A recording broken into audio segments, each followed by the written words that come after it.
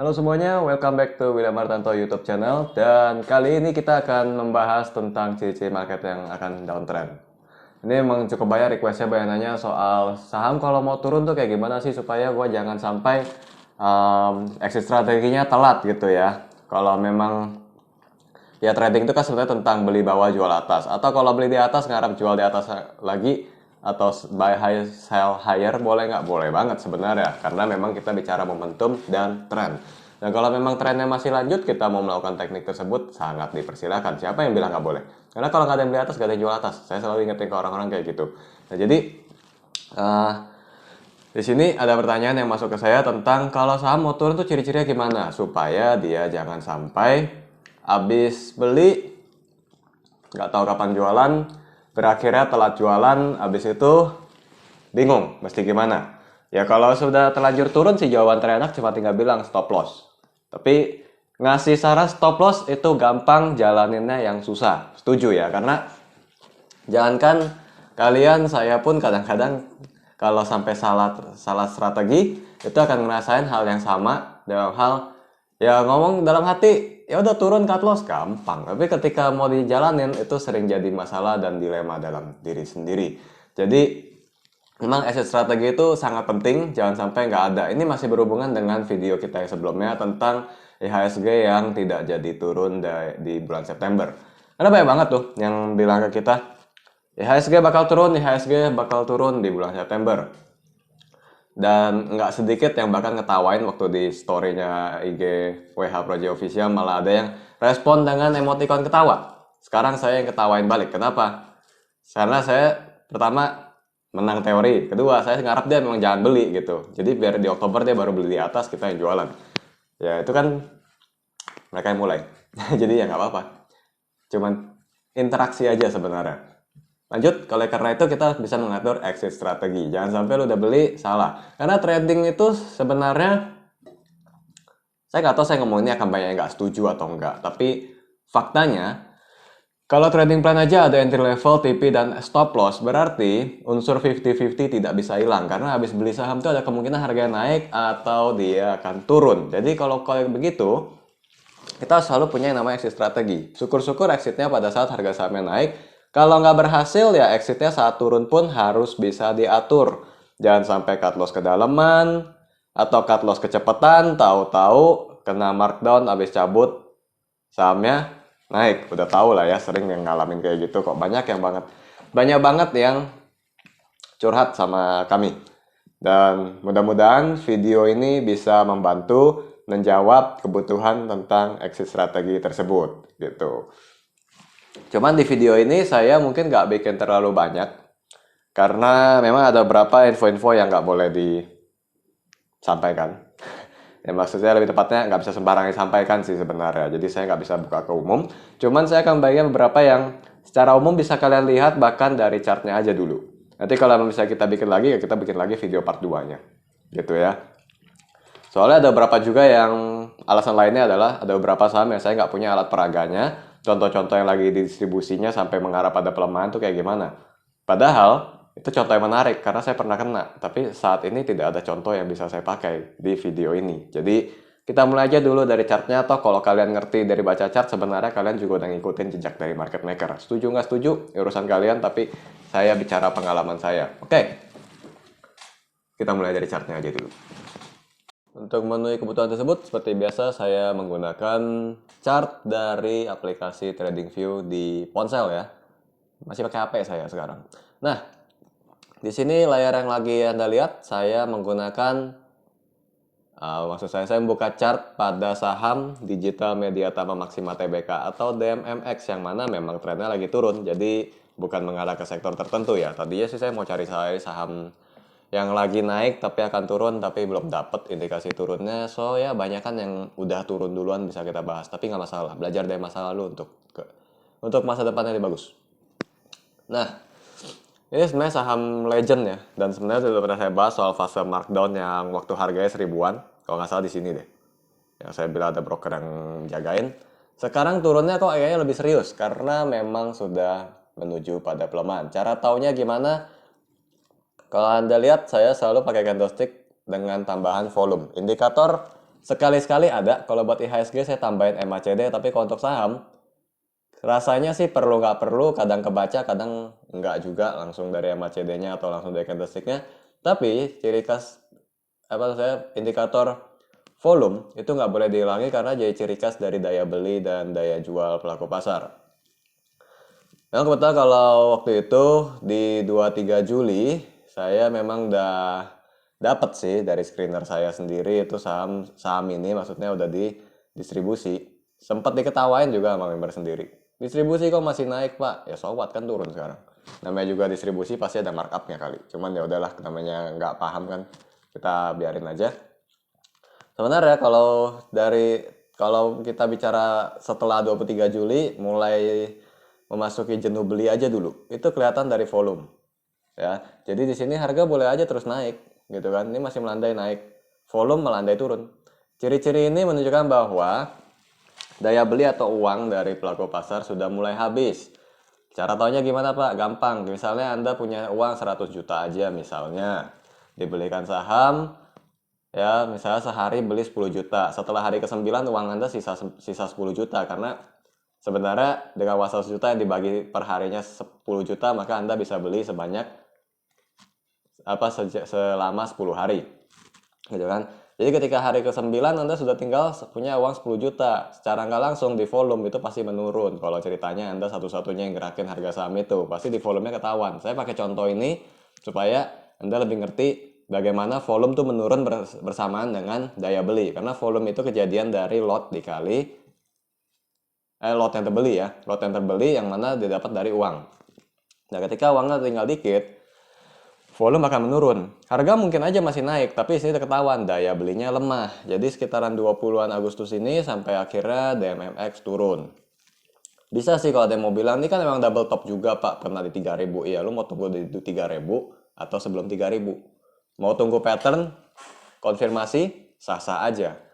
Tapi kesalahannya adalah, kalau yang belinya di atas 3000, nunggu di 3000 baru cut loss, biasanya agak lebih susah terima. Itu saya berdasarkan pengalaman bahwa ada orang yang terlalu optimis dengan satu pattern, ya lalu bukan satu pattern, tapi satu tren. Ketika terbentuk pattern bearish, dia susah terimanya karena dia terlanjur beli di atas. Ini udah sering banget kejadiannya. Jadi saya ajain duluan.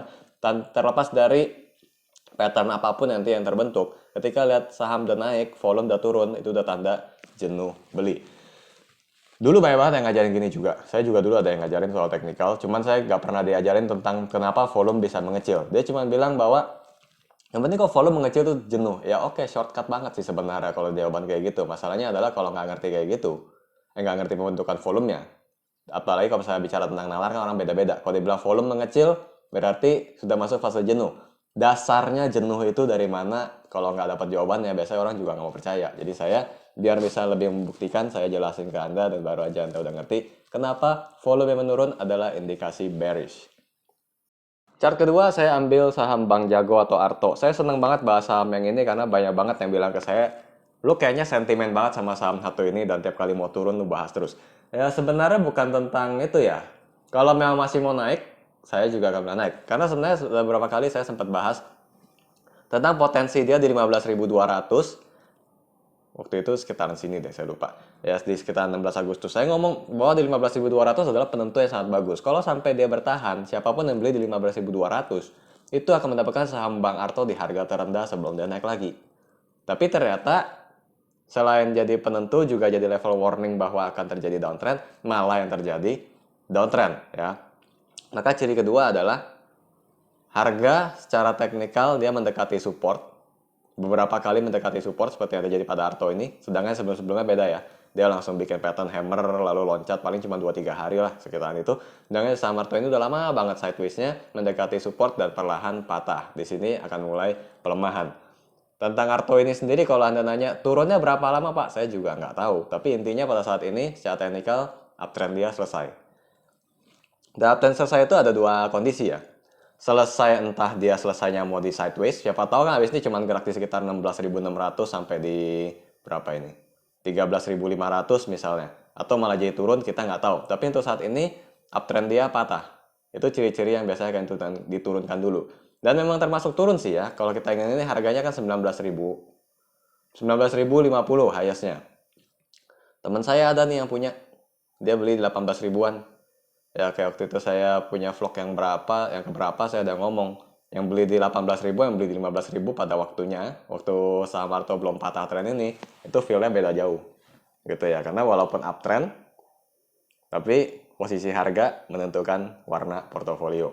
Itu ya, tentang bagaimana tren itu kadang-kadang bikin orang jadi kayak gak bisa terima kenyataan karena terlalu terpaku sama tren yang sudah terbentuk. Arto sendiri menui ya kondisinya. Waktu itu kan di sini dia masih naik sampai pada tanggal 24 September atau tanggal 23-nya volumenya mulai turun. Ya begitulah kondisinya, masih mirip-mirip sama DMMX dari sisi volume. Next, bicara tentang pattern. Pattern kalau memang sampai dari volume misalnya chartnya berantakan, seperti saya ambil saham Same ini, volume tuh berantakan banget loh ini barang. Saya masih ingat kayak dulu waktu dia di 200-an, ini barang stock split ya? Iya ya, ini stock split ya. Waktu itu sebelum stock split di 200-an itu harga yang murah banget. Saya nggak tahu berarti 200-an itu di awal 2020 harganya berapa. Saya punya saham ini. Karena di screener saya dapat ya, ada yang akumulasi. Sekarang dia udah seperti ini, volumenya amburadul banget nih. Coba kita zoom dikit biar lebih kelihatan. Oke, dari sisi volume ini termasuk susah loh bacanya. Kenapa? Ini naik volumenya nge-spike, besoknya kagak lanjut. Ya, di sini juga volumenya spike, besoknya nggak lanjut. Tapi kalau kita perhatiin pergerakannya, sebentar. Dia higher low ya.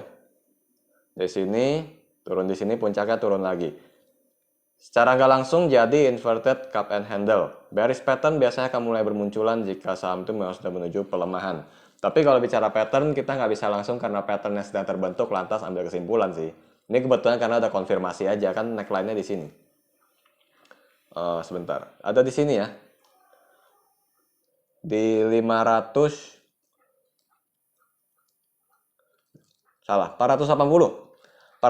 sebagai neckline-nya dan closing-nya di tanggal 1 Oktober itu 1 Oktober 2021 itu 470. Sudah terkonfirmasi. Kalau misalnya pattern sudah mulai terbentuk, biasanya si strateginya itu kita manfaatin momen rebound-nya doang. Tergantung posisi sih. Kalau belinya di atas ya otomatis pada saat rebound kita jadi cut loss yang lebih rendah aja kerugiannya. Kalau tunggu udah konfirmasi, kalau belinya di bawah masih profit. Kalau udah konfirmasi saya udah nggak tahu lagi ngomongnya gimana. Tapi ciri khas ketiga adalah secara teknikal pattern mulai bearish. Kalau contoh Same ini saya ambil kenapa? Berbeda dengan DMMX dan Arto yang dari volume masih kelihatan, saham satu ini nggak kelihatan dari volumenya. Agak susah bacanya buat saya. Nah, sebenarnya masih ada banyak ciri-ciri lainnya. Misalnya, yang nggak kelihatan secara teknikal, beritanya mulai hilang. Gitu kan. Contoh yang banyak banget terjadi di tahun 2021 ini, vaksinasi. Ya kan, 13 Januari, vaksinasi pertama, saham farmasi jatuh sampai 50-an%. Saya masih ingat berapa banyak orang yang tiba-tiba mau bahas dan buru-buru ngomong soal inilah resiko investasi dan lain-lain, tapi sorry itu saya kenapa waktu naik lu nggak ngomong. Ya, tapi ini juga jadi barang bukti karena saya sendiri waktu itu nggak ada komentar sama sekali kan. Jadi buat contoh aja bahwa kalau sentimen udah mulai sepi, itu ciri-ciri sudah mulai susah naik. Udah nggak ada yang bahas, orang juga udah nggak aware lagi. Gitu ya. Emang prosesnya itu gimana? Psikologinya begini, kalau Anda kasih tahu satu saham bagus terus, misalnya oleh saya biasanya sebut terus saham ini bagus gitu ya. Karena saya sebut mulu, Anda jadi aware terus kan, dengerin atau mungkin membaca tulisannya, kalau benar-benar tulisan, sadar nggak sadar jadi mau tahu. Setelah Anda mau tahu, Anda mungkin bertanya-tanya, emang kalau dibilang bagus, bagusnya di bagian mana? Sadar nggak sadar jadi nyari sendiri alasannya. Nah, jadi kalau sampai awareness dibikin terus, orang bisa terpancing untuk membantu menaikkan harga saham itu. Ini bicara konteks pasar modal. Kalau dalam hal yang lain beda ya tujuan akhirnya. Nah, ketika udah stop dibicarakan, orang yang tadi menerima informasi, setelah tidak menerima informasi lagi, akan mulai bertanya, kok infonya hilang? Baru mulai berpikir lagi, mungkin was-was juga, sadar nggak sadar mulai mencari sendiri alasan kenapa saham tersebut harus ditinggal. Oleh karena itu, jika saham udah mulai sepi dibahas, udah mulai jarang orang mau ngomong gitu ya soal saham tersebut, basically udah mesti hati-hati karena itulah salah satu ciri-cirinya juga kalau udah mau turun. Ya, lalu kayak apa ya, selain vaksinasi, mobil listrik juga ada. bank digital menurun. Saat saya bikin video ini udah menurun. Karena waktu itu sebelumnya banyak banget yang bahas tentang bank ini mau go digital, bank itu mau go digital, bank sono mau go digital. Dengan judul mau jadi go digital, awareness naik, saham apapun bisa naik padahal bank digitalnya belum tentu jadi. Itu salah satu bentuk awareness juga. Nanti kalau perlahan beta makin sepi, penguatan saham bisa ya terhenti, ada juga yang perlahan menuju pelemahan. Tapi seperti biasanya saya selalu ingatkan orang-orang, saham atau emiten, kalau yang benar-benar sayang sama ownernya, harga sahamnya mesti akan naik terus. Kita punya banyak bukti lah, kayak BCA, gitu kan. Terus apa ya, Telkom. Ya, mungkin bagi yang punya posisi di atas kan bilang Telkom tuh turun. Cuman kalau lihat dari harga beda lah. Apa ya, lihat dari posisi kalian juga tahu sebenarnya nggak turun-turun amat. Atau Japfa misalnya. Japfa itu bikin rekor mulu tiap tahun. Ya, itu yang benar-benar dirawat sama ownernya, punya aksi korporasi yang bagus, menjaga kepercayaan investor, bagi dividen juga. Long termnya biasa indah. Tapi jangka pendeknya itu banyak banget drama-dramanya yang bikin kalian akan pusing. Sentimen tiba-tiba hilang, volume tiba-tiba tipis, chart mendadak patah, dibahas, dipom-pom, lain-lainnya, itu akan sangat mengganggu untuk trading plan kalian. Tapi, sebagai trader, kalian bisa manfaatkan itu semua untuk mengambil posisi.